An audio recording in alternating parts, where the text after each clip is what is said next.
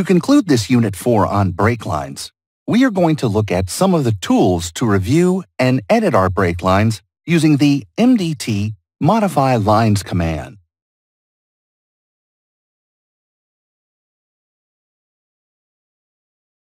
Selecting the break line, we then use the command line to move through the previous or subsequent vertices.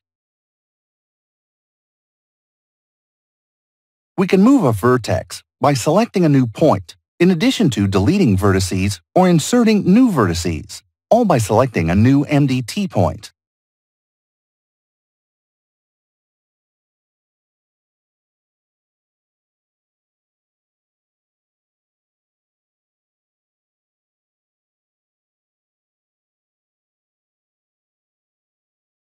The following MDT break lines check break lines command enables us to check for errors during the creation of the drawing of these lines.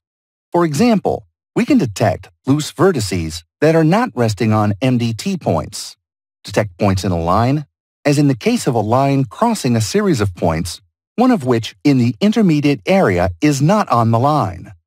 We can also detect the intersection of crossings and why break lines really cannot cross each other, in addition to checking 3D polylines and their corresponding MDT point height.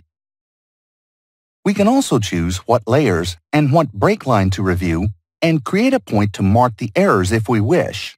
We are going to mark the error at 5 meters to ensure it is visible. We select everything and accept.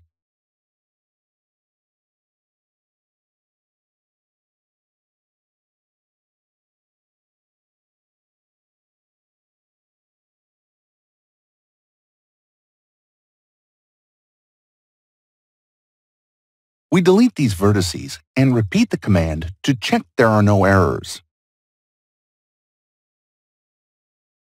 The MDT break lines command provides us with other functions such as, for example, exporting our break lines. This is extremely useful when working with multiple sketches and we need to update these lines from one side to another. This will create a file with a ROT extension and the definition of our break line layers. For example, we use our motto top actual as break lines and select the lines we have used for our case, those being head slope, foot slope, and contours. The next step is to store our file, which will serve for the next unit on digital terrain model surfaces.